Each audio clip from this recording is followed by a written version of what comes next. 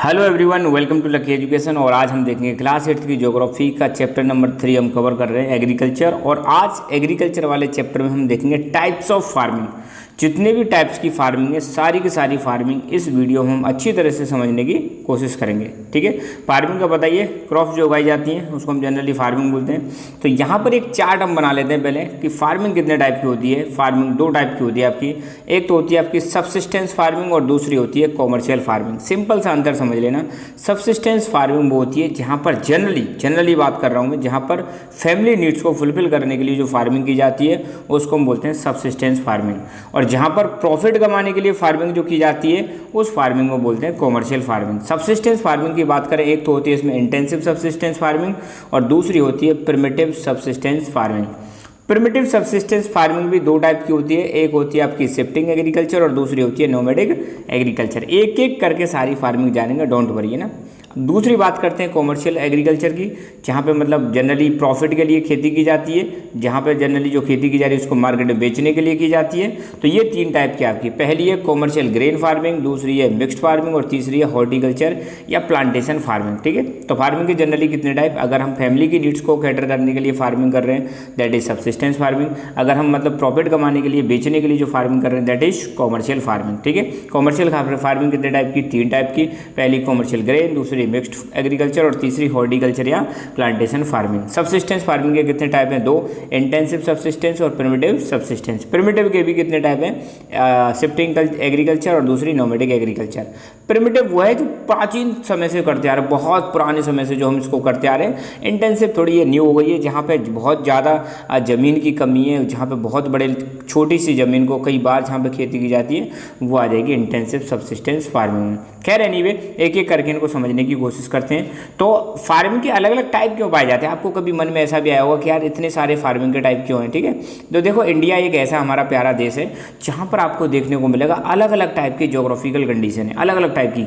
मतलब आप देखो राजस्थान में थार डेजर्ट आपको मिल जाएगा, पूरे नॉर्थ इंडिया में आपको हिमालय माउंटेन मिल जाएंगे। ठीक है, साउथ इंडिया में डेक्कन पेनिनसुला मिल जाएगा, यहाँ पे चारों तरफ पर मतलब तीन तरफ से पानी से घिरा हुआ है। तो इंडिया में ना अलग अलग टाइप का क्लाइमेट, अलग अलग तरह की ज्योग्राफिकल कंडीशंस पाई जाती हैं। ठीक है, तो ये ज्योग्राफिकल कंडीशन सबसे इंपॉर्टेंट होती है। दूसरा, demand of produce, labour and level of technology. इनके आधार पर फार्मिंग को हम दो भागों में डिवाइड कर सकते हैं, टू टाइप से डिवाइड कर सकते हैं। नंबर एक सबसिस्टेंस फार्मिंग और दूसरी है कॉमर्शियल फार्मिंग। सबसे पहले हम देखेंगे सबसिस्टेंस फार्मिंग क्या है। चार्ट आप पहले ही बना लेना, अब एक एक करके हम सारी फार्मिंग कवर करेंगे। ठीक है, तो सबसिस्टेंस फार्मिंग ऐसी फार्मिंग होती है जहाँ पे फार्मर्स की फैमिली की नीड्स को फुलफिल करने के लिए फार्मिंग की जाती है। तो ऐसी फार्मिंग जहाँ पे किसान का जो परिवार है उसकी नीड्स को फुलफिल करने के लिए, उसकी डिमांड को फुलफिल करने के लिए जो खेती की जा रही है उसको हम बोलते हैं सबसिस्टेंस फार्मिंग। ध्यान रखना, बहुत इंपॉर्टेंट वर्ड है ये सबसिस्टेंस, आगे जाके आपको बहुत ज़्यादा काम आएगा कि सबसिस्टेंस लेवल मतलब जहाँ पे बस अपनी जो बेसिक नीड्स है उसको फुलफिल करने के लिए जो फार्मिंग की जा रही है। यहाँ पे कमाई से कोई लेना देना नहीं है, यहाँ पे प्रॉफिट से कोई लेना देना नहीं है, just for the sake of family needs के लिए जो फार्मिंग की जा रही है उसको हम बोलें सबसिस्टेंस फार्मिंग।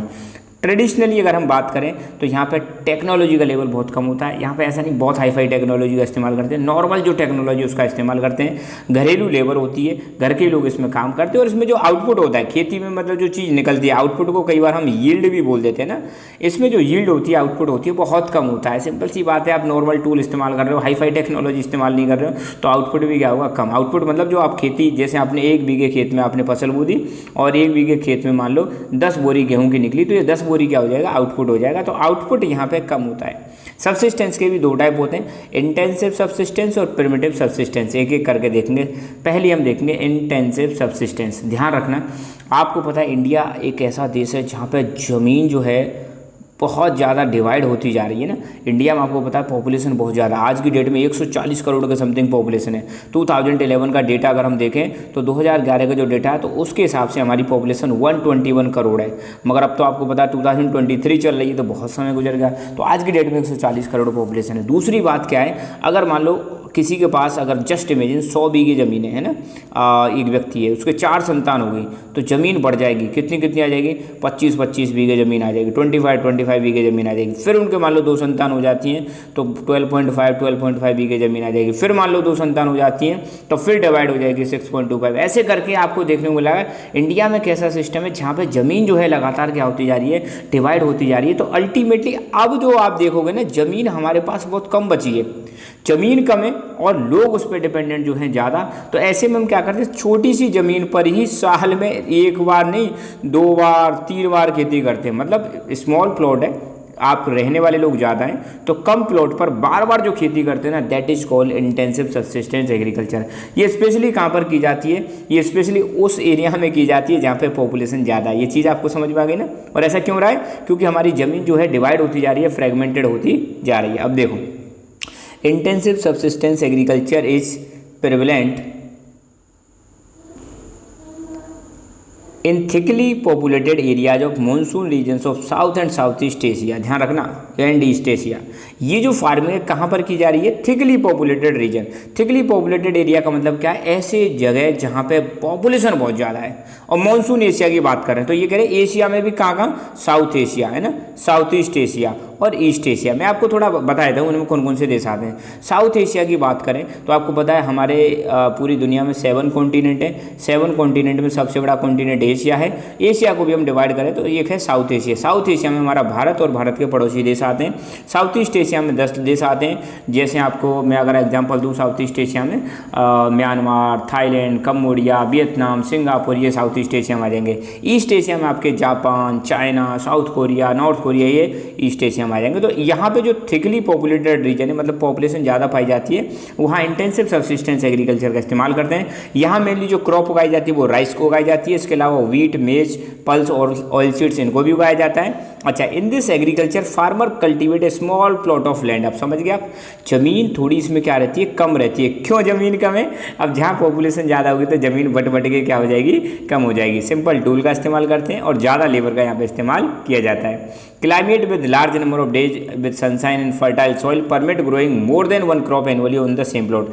क्लाइमेट, अब देखो यहाँ पे ऐसा क्लाइमेट है जहाँ पे ज़्यादा दिनों तक सनशाइन रहती है, ज़्यादा दिनों तक धूप रहती है, ज़मीन फर्टाइल है। अगर खूब सारे दिनों तक हमारे पास धूप है और ज़मीन फर्टाइल है तो हम क्या कर सकते हैं, सेम प्लॉट पर, सेम खेत पर हम क्या कर सकते हैं, कई सारी क्रॉप्स को हम ग्रो कर सकते हैं। तो ये हो जाएगी इंटेंसिव सब्सिस्टेंस एग्रीकल्चर। अगली है हमारी प्रिमिटिव सब्सिस्टेंस एग्रीकल्चर। ये हमारी 2 टाइप की होती है, एक तो होती है शिफ्टिंग कल्टीवेशन और दूसरी है नोमैडिक हर्डिंग। तो पहले हम देखेंगे शिफ्टिंग कल्टीवेशन। देखो, शिफ्टिंग कल्टीवेशन में आपको यही बता देता हूँ, यहाँ समझ लो शिफ्टिंग कल्टीवेशन क्या होती है। Shifting cultivation generally primitive tribe करती है, प्राचीन टाइम की। कौन करता है इसको जनरली प्रिमिटिव ट्राइब परफॉर्म करती हैं। क्या होता है इसमें, ये जनरली जो जंगलों में लोग रहते हैं, जैसे मान लो ये जंगलों वाला एरिया है, यहाँ पर बहुत सारे ट्रीज हैं, ये मान लो बहुत सारे ट्रीज हैं। तो यहाँ पे लोग क्या करते हैं, इसमें शिफ्टिंग कल्टीवेशन में इन पेड़ को कट कर देंगे, क्या कर देंगे, कट करने के बाद इनमें आग लगा देंगे, बर्न कर देंगे। बर्न करने के बाद जो ऐश होगी, राख जो होगी, उसको सॉइल के साथ मिक्स कर देते हैं और मिक्स करने पर सॉइल की फर्टिलिटी बढ़ जाती है। अब इस एरिया में जब पेड़ कट कर देंगे, उनको आग लगा देंगे, जला देंगे, तो और जो राख है उसको मिट्टी में मिला देंगे तो सॉइल की फर्टिलिटी बढ़ जाएगी। अब इस एरिया में खेती करेंगे तो और यहाँ पर 3 से 5 साल तक खेती करते हैं। जैसे ही इस एरिया की फर्टिलिटी कम होती है तो किसान जो है यहाँ से दूसरी जगह पर चला जाएगा। सपोज पहले वो किसान इस जगह पर था, अब दूसरी जगह पर यहाँ पर आ गया। यहाँ पर भी फॉरेस्ट है, पेड़ पौधे हैं, तो यहाँ पर भी वो वही काम करेगा। कौन सा काम करेगा, इन पेड़ को कट कर देगा, कट करने के बाद इनमें आग लगा देगा, फिर जो ऐसे मिट्टी में मिला देगा, फिर यहाँ पे सॉइल की फर्टिलिटी बढ़ जाएगी। फिर 3 से 5 साल तक यहाँ पर खेती करेगा। फिर यहाँ पर जैसे ही फर्टिलिटी कम होगी फिर वो तीसरी जगह पर चला जाएगा। ये मान लो 20 जगह, तीसरी जगह। तो किसान क्या करता रहा, एक जगह से दूसरी जगह जा रहा है, दूसरी जगह से तीसरी जगह जा रहा है, तीसरी जगह से चौथी जगह जा रहा है। हो सकता है फिर वापस उसी जगह पर आ जाए, वहाँ जब तक और प्लांट फिर ग्रो कर जाते हैं। तो शिफ्टिंग कल्टीवेशन में क्या होता है, ऐसे पेड़ों को काटते जाते हैं, 2-4 साल वहाँ पर खेती करते हैं, फिर जैसे ही फर्टिलिटी कम होती है तो दूसरी जगह पर चले जाते हैं। अब पढ़ते हैं किताब में आपकी में क्या दे रखा है। तो shifting cultivation is practised in thickly forested areas. पहली बात तो इसको कहाँ पर प्रैक्टिस करते हैं, थिकली मतलब जहाँ पे बहुत घने फॉरेस्ट पाए जाते हैं। कहाँ पर पाए जाते हैं, अमेजन बेसिन आपको पता होगा, जहाँ पे अमेजन रिवर फ्लो करती है साउथ अमेरिका में, ट्रॉपिकल अफ्रीका में और साउथ ईस्ट एशिया और नॉर्थ ईस्ट इंडिया के कुछ हिस्सों में शिफ्टिंग कल्टीवेशन को प्रैक्टिस किया जाता है। ये एरिया वो एरिया होते हैं जहाँ पे बहुत ज़्यादा बरसात होती है, साथ ही साथ में वेजिटेशन जो है, वेजिटेशन मतलब पेड़ पौधे जल्दी से रीजनरेट कर जाते हैं, जल्दी से ग्रो कर जाते हैं। रीजनरेशन मतलब जल्दी से दोबारा से उग जाते हैं। मान लो एक बार आपने प्लांट को कट कर दिया तो वो दोबारा से फटाक से उग जाते हैं। फटाक से मतलब ऐसा नहीं काटे और तुरंत होगी, मतलब कम समय लगता है हमको ना। यहाँ पर करते क्या है, वही चीज़ है। देखो यहाँ पे प्लॉट ऑफ लैंड को क्लियर किया जाता है। प्लॉट ऑफ लैंड मतलब कुछ एरिया को आप क्लियर कर दोगे, पेड़ों को गिरा दोगे, फिर उनमें आग लगा दोगे, फिर जो एस है उसको मिक्स कर दोगे सॉइल के साथ और फिर सॉइल की फर्टिलिटी बढ़ जाएगी। फिर यहाँ पर कौन कौन सी क्रॉप्स उगाते हैं, जैसे मेज, याम, पोटैटोज, कसावा, इनको ग्रो किया जाता है। जैसे ही सॉइल की फर्टिलिटी लूज होती है, लैंड को अबेंडन कर दिया जाता है, मतलब त्याग दिया जाता है, बर्बाद कर दिया जाता है, छोड़ दिया जाता है। और फिर जो कल्टीवेटर है, कल्टीवेटर मतलब खेती करने वाला जो किसान है, वो नई जगह पर जाता है, नई जगह पर खेती करने लग जाता है। पहले मान लो यहाँ पे कर रहा है खेती, फर्टिलिटी कम हुई तो बी जगह पर चला गया, बी जगह से फिर सी जगह पे, तो मतलब शिफ्ट कर रहा है, बार बार शिफ्ट कर रहा है कल्टीवेटर। इसलिए शिफ्टिंग कल्टीवेशन का एक नाम हो रहा है slash and burn agriculture. Slash का मतलब होता है जैसे प्लांट है, प्लांट को जो कट कर दिया स्लैश, फिर उसमें आग लगा दी, इसलिए स्लैश एंड बर्न भी बोलते हैं। अब शिफ्टिंग कल्टीवेशन के कुछ और भी नाम है। क्या क्या नाम है, जैसे भारत में जो नॉर्थ ईस्ट वाला इलाका है, नॉर्थ ईस्ट में आपको पता है 7 स्टेट्स आते हैं जिनको हम 7 सिस्टर्स के नाम से बोलते हैं। जैसे आपने सुना होगा अरुणाचल प्रदेश, नागालैंड, मणिपुर, मिजोरम, त्रिपुरा, मेघालय, आसाम, ये 7 स्टेट्स को हम बोलते हैं 7 सिस्टर्स, और ये नॉर्थ ईस्ट इंडिया का पार्ट है। तो नॉर्थ ईस्ट इंडिया में शिफ्टिंग कल्टीवेशन को हम झूमिंग बोलते हैं। क्या बोलते हैं, बहुत इंपॉर्टेंट है, पूछा जा सकता है। नॉर्थ ईस्ट इंडिया में शिफ्टिंग कल्टीवेशन को किस नाम से जानते हैं, झूमिंग कल्टीवेशन के नाम से जानते हैं। मैक्सिको, यूएसए के नीचे एक देश है मैक्सिको, यहाँ पर इसको मिल्पा बोलते हैं। ब्राज़ील में इसको रोका बोलते हैं और मलेशिया में इसको लडांग बोलते हैं, किसको, शिफ्टिंग कल्टीवेशन को। नेक्स्ट आपकी एग्रीकल्चर है नोमैडिक हर्डिंग। नोमैडिक हर्डिंग में क्या है, आपको देखने को मिलेगा यहाँ पे जानवरों को पाला जाता है। कहाँ, किसको, जानवरों को पाला जाता है। और जानवरों को क्यों पालते हैं, इसको उन एरिया में प्रैक्टिस करते हैं जहाँ पे आपको देखने को मिलेगा क्लाइमेटिक कंडीशंस बहुत ज़्यादा हार्श होती है, मतलब या तो क्लाइमेट बहुत ज़्यादा गर्म होगा या क्लाइमेट बहुत ज़्यादा ठंडा होगा। तो nomadic herding is practised in the semi arid and arid regions of Sahara, central Asia and some parts of India like Rajasthan, Jammu and Kashmir. तो ध्यान देना, नोमैडिक हर्डिंग मतलब यहाँ पे जानवरों को लेके एक जगह से दूसरी जगह पर जाते हैं। तो कहाँ प्रैक्टिस करते हैं, सेमी एरिड। देखो एरिड का मतलब होता है ड्राई, सूखा, और सेमी एरिड मतलब कम सूखा, और ड्राई एरिड का मतलब पूरी तरह से सूखा।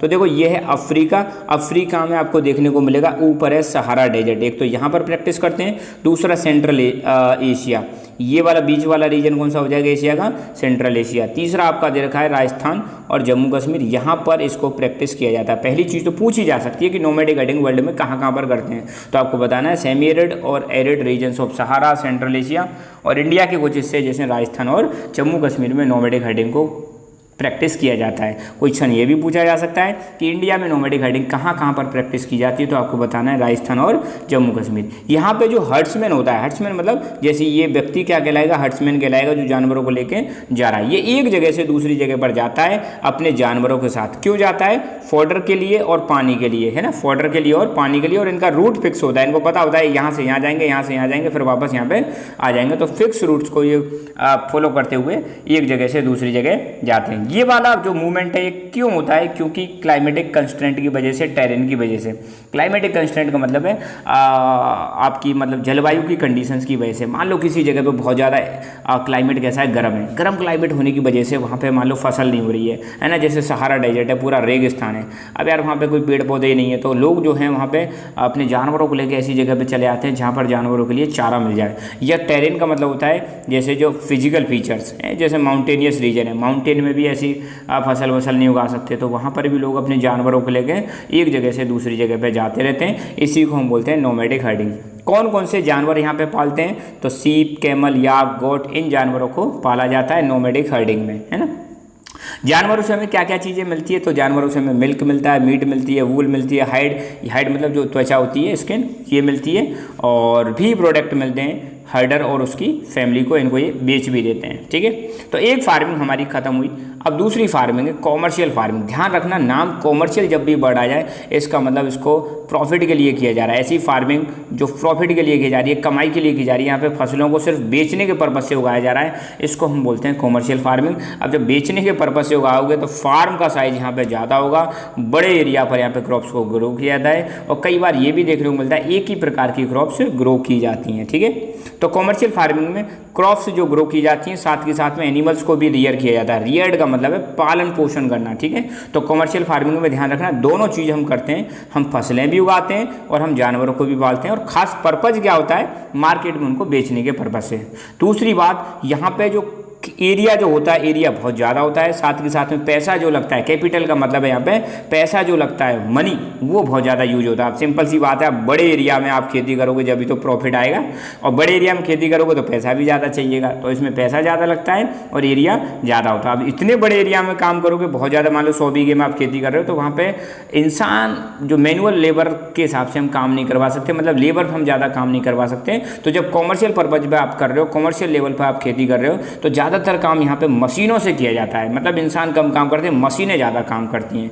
कॉमर्शियल फार्मिंग के टाइप्स, 3 टाइप्स की फार्मिंग है, commercial grain farming, mixed farming, plantation agriculture या हॉर्टिकल्चर भी कहते हैं। ये भी पूछा जा सकता है कि कॉमर्शियल फार्मिंग के टाइप्स बताओ, तो आपको बताना है कॉमर्शियल ग्रेन, मिक्स्ड फार्मिंग और प्लांटेशन एग्रीकल्चर। एक एक करके तीनों को समझते हैं, राइट। पहला है कॉमर्शियल ग्रेन फार्मिंग, नाम से ही पता चल रहा है, ग्रेन मतलब अनाज वाली फसलें उगाई जाती हैं ना। तो कॉमर्शियल ग्रेन फार्मिंग में मेनली यहाँ ध्यान रखना ऐसी क्रॉप्स उगाई जाती हैं जो कॉमर्शियल पर्पज़ की होती है। कॉमर्शियल पर्पज़ मतलब जिनको बेचने के लिए मतलब इनको उगाया जाता है। और कॉमर्शियल ग्रेन फार्मिंग में मेनली 2 फसलों को उगाया जाता है। नंबर 1 गेहूँ व्हीट और दूसरा है मेज। मेज का मतलब होता है मक्का। व्हीट और मेज ये मेन क्रॉप है जो कॉमर्शियल ग्रेन फार्मिंग के दौरान उगाई जाती हैं। कहाँ पर इसको प्रैक्टिस किया जाता है, तो temperate grasslands of north America. देखो ये वाला पूरा जो एरिया है इसको हम नॉर्थ अमेरिका बोलते हैं।